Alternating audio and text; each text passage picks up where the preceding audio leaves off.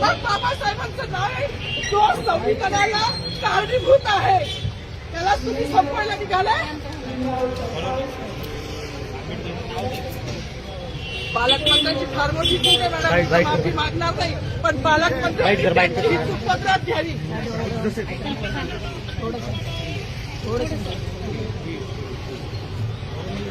मला मीडियाशी घेणं नाही मॅडम, मला सस्पेंड केलं, मी नारूचे गाड्या उपसी, मी माफी काम करीन, पण बाबासाहेबांची ओळख पुसून येणार नाही. मला सस्पेंड करायचं करू शकता मॅडम. बाबासाहेबाला संपवायचं काम करायचं नाही. 26 जानेवारी 15 ऑगस्ट मध्ये मी नाही मानत, पण लोकशाही मॅडम तुम्ही सुद्धा संविधानामुळे आहात, पालकमंत्री सुद्धा पालकमंत्री संविधानामुळे आहे. कोणताही जाती भेट सगळी समानता त्याची नाहीये. बाबासाहेबांचं नाव आता तरी भाषणात येईल, मग तरी भाषणात येईल.